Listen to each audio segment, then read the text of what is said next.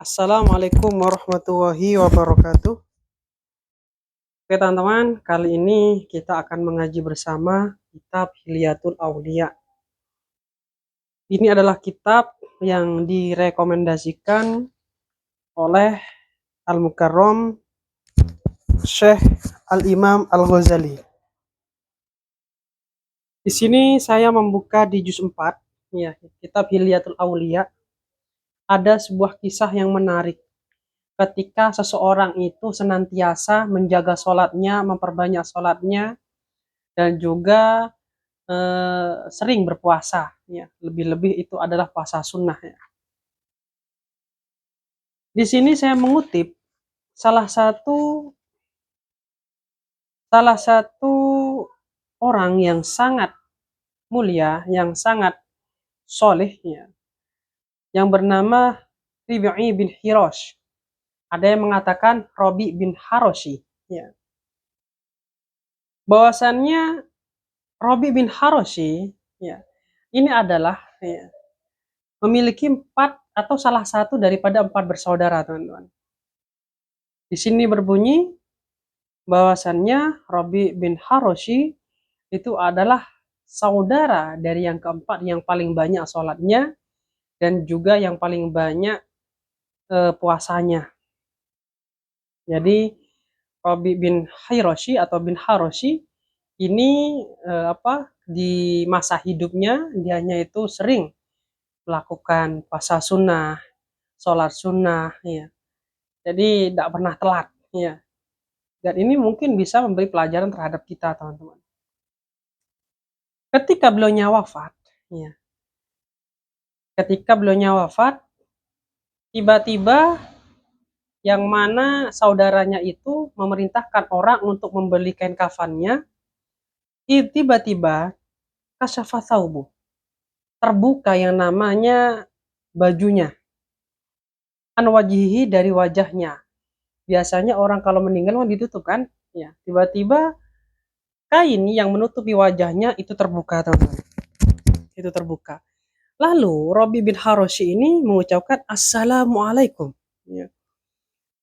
Lalu dijawab oleh orang-orang yang ada di situ, Waalaikumsalam, ya.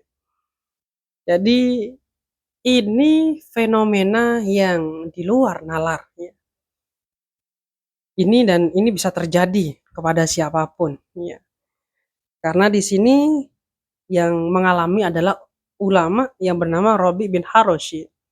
Akan kesolihannya, beliaunya itu meninggal dunia tapi dianya itu hidup, ya, tapi mengucapkan salam. Mungkin kalau orang sekarang ini terjadi mungkin kabur semua, ya.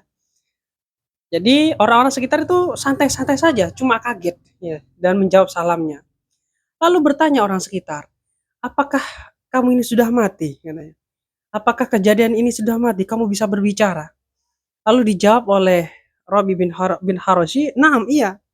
Ini itu Rabbi Azza wa Jalla, ya, ba'dakum.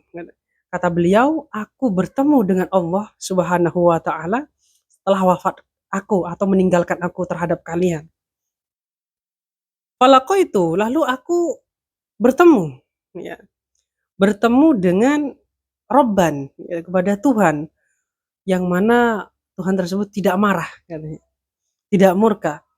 Wastaqbalani, malah Allah itu menyambut dia biruhin wa royhan, ya, dengan ruh dan royhan, ya. Ini sambutan yang luar biasa terhadap ruh daripada orang yang soleh, ya. Lalu dianya berkata, fa'ajiluni, bersegeralah untukku, bersegeralah untuk mengkain kafanku, mensolatiku, dan dimakamkan segera, katanya. Karena tidak sabar seorang ulama yang bernama Robi bin Harosh atau Ribi' bin Hirosh, ya, itu bertemu dengan Tuhannya. Kita dengar orang yang meninggal dunia itu mungkin menjadi ancaman baginya, ya. Tapi di sebagian orang malah meninggal dunia itu menjadi salah satu kebanggaan, kerinduan yang sangat besar terhadap Sang Pencipta, yakni Allah Subhanahu wa taala. Dan ini akan terjadi kepada siapapun yang dekat dengannya. Silakan cek di dalam kitab Hilyatul Aulia. Ya.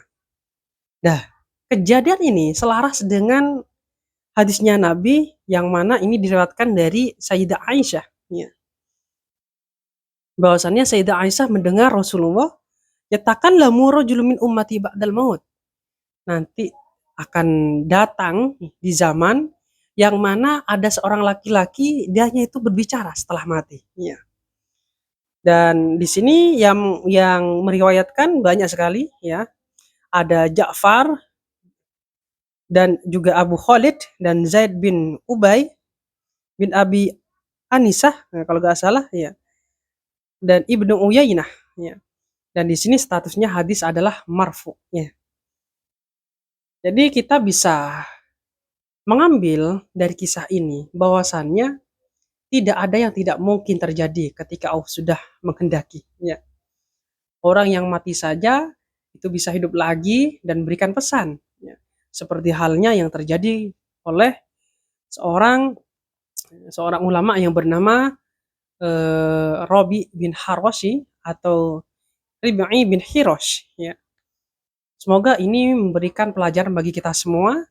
Kalau ingin mengalami seperti ini, kita harus dekat dengan Allah ya.